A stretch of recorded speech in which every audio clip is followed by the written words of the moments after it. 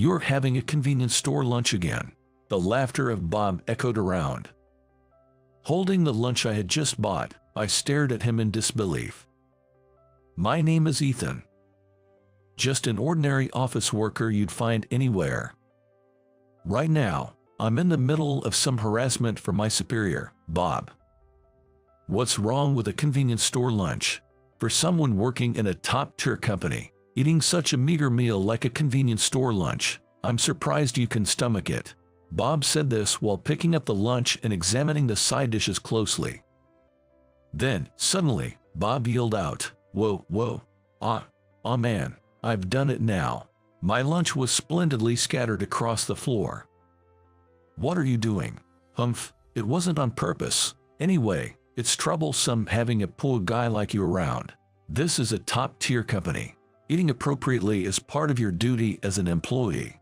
"Ach, I'll work through lunch. I'll clean this later, so please return to your work, Bob." "Hey, I'm not done talking to you.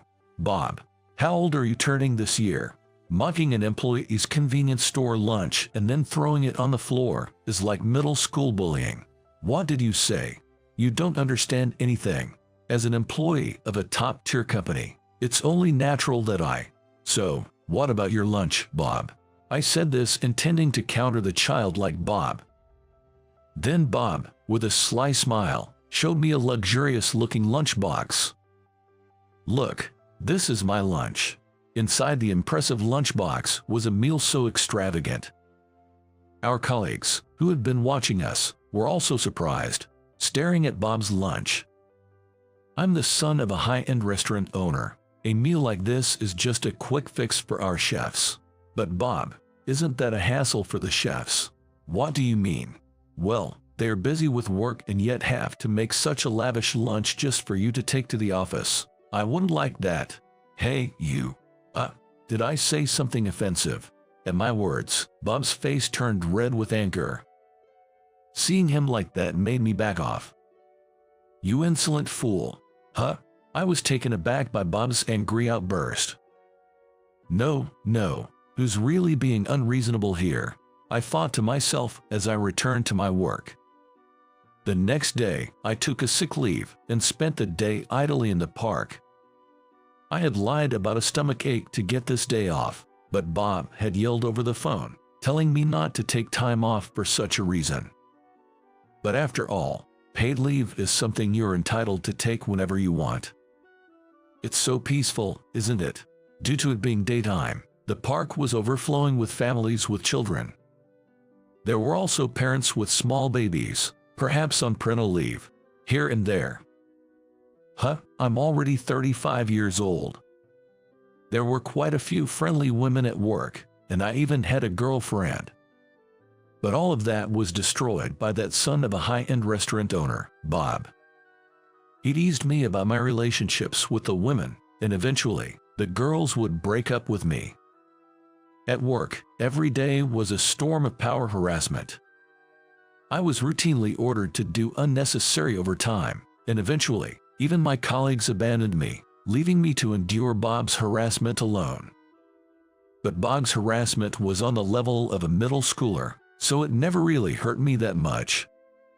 Sigh, dealing with adults who act like children is so exhausting. A woman sitting nearby echoed my thoughts. "Sorry, what was that?" "Oh, did you hear that?"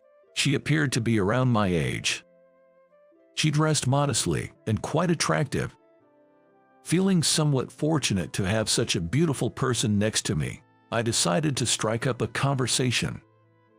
"I'm also tired of babysitting a grown child. He's my boss at work.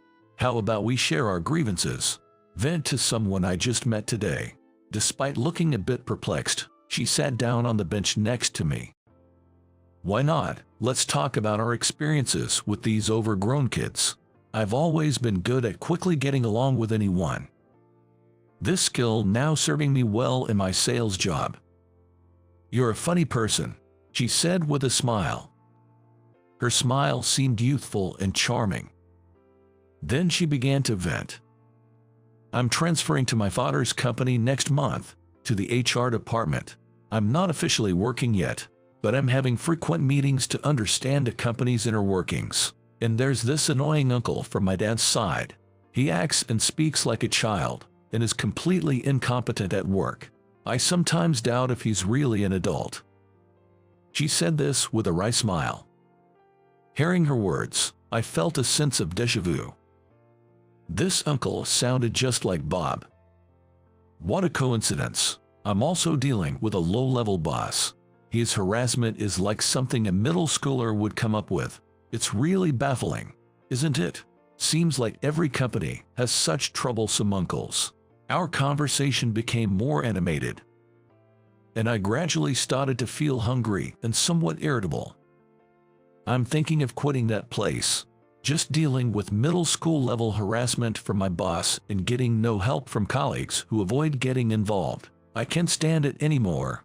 Don't be so hasty. There must be people at your company who would be in trouble without you. She comforted me. I'm getting hungry. Would you like to go eat some delicious staff meals? I'm a regular at a great place. Staff meals, really? Yes, staff meals are what the chefs eat, but sometimes they share leftovers. I often go there when I'm hungry on my days off. Well, would I be intruding? Not at all. It's my mom's family's place, she said, smiling proudly. This is a fancy restaurant. The restaurant was surprisingly close to my office. She led me through its grand entrance. Being the granddaughter of a restaurant owner, she must be quite a lady. I followed her into the grand gates without hesitation. In the back of the restaurant, I saw chefs cleaning dishes and utensils, working in the kitchen. The unique atmosphere made me feel out of place. Is it really okay for someone like me to come here? It's fine. We're just here for a staff meal. Grandpa, are you here? Hey, Chloe, you're here. A man who looked like the head chef greeted us with a smile. So her name is Chloe. I was surprised I hadn't even asked her name yet. We had been so busy venting that we hadn't talked about ourselves. Grandpa, can we have 2 staff meals today? I made a friend in the park. A friend. I thought he was your boyfriend for a moment there, the head chef joked. Sigh, that's not happening. We just met today. Really? Bringing a guy you just met to your mother's family's restaurant? Well, we were both hungry. This guy too, he said he was hungry. Oh, I just realized, I haven't asked for your name yet. I'm Ethan. Ethan, that's a nice name. You think so? Yeah, it somehow suits you. She said this, and I felt a little flutter in my chest. It had been a while since I had a conversation with a woman like this. Ethan, are you okay with fish? Yes, I love fish. That's good. Some young people these days dislike fish and won't eat it. Saying this, the chef started cutting a piece of fish on the cutting board. He then prepared some fish dishes for us. You 2 go eat in the staff room. Just make sure not to disturb the other employees. Okay. Thank you. Chloe and I, holding the chef's seafood dishes, headed to the staff room. In that room, I ended up having a late lunch with her. Sorry for dragging you into this. No, I should be the one thanking you for being so kind. Chloe, you were here. At that moment, Chloe's comment was interrupted by a loud and familiar voice. That voice, I recognized it. No way, it was Bob's voice.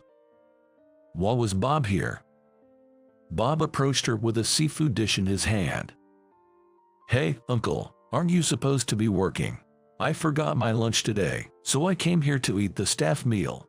Everywhere else is closed for lunchtime, and convenience store food is just too awful. Look, the guy I told you about took the day off today. Really pisses me off. Hearing that, I called out to Bob from behind. Hello. Bob and I locked eyes. What? Bob was visibly shocked to see me. Why are you here? I was at the park and hit it off with Chloe, and she brought me here. Wait, you 2 know each other? Know each other? He's the guy I always talk about. The one who only eats convenience store food. No taste at all.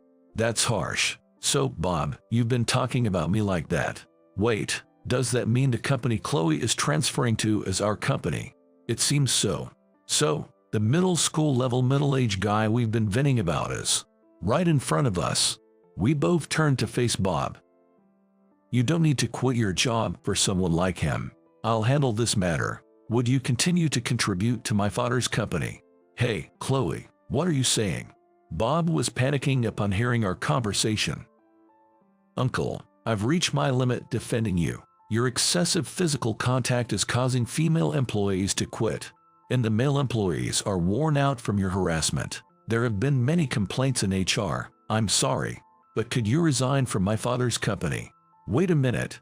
How will the company run without me? Well, you hardly do any work, do you? Huh? Actually, we've even had complaints that work goes smoother without you. That's ridiculous. Almost all of your subordinates have lodged complaints against you. It's unprecedented since the founding of the company. Even Dad is appalled. Bob seemed to be in shock from Chloe's relentless barrage of words. Indeed, I wasn't sure I could recover if I were so thoroughly criticized. But her words were likely true. It was the harsh reality. It can't be helped. You don't have to say such things in front of your family. Are you crying? I was stunned by Bob's reaction. Understanding that being confronted with his flaws was shocking, but crying over it. Bob then left the staff room. Are you okay? I was surprised by Bob's behavior. Yeah, he's quite sensitive, you know. His heart is still like that of a middle schooler. Seems so. He could dish out harassment easily, but couldn't take criticism himself. A self-centered person indeed. But I hope this experience helps him grow. He's been kind to me since I was little, and he does have his good sides. And so, my tumultuous day off came to a close. Later on, I heard Bob was getting a reality check, working under his father, the head chef, doing menial tasks. And as for me, are you sure I'm suitable to be a section chief? Of course, it's based on a fair personnel evaluation. You're capable of handling it. I had been promoted from a regular employee to section chief. Thanks to Chloe's investigation in HR, it was revealed that my evaluations had been unfairly low due to Bob's harassment. You're a valuable asset to this company. I'm so glad you didn't resign because of that useless uncle. We would have lost an important member of our team. Saying this, she looked into my eyes and smiled warmly. With Bob gone, my stress has completely disappeared, and I'm much more productive at work.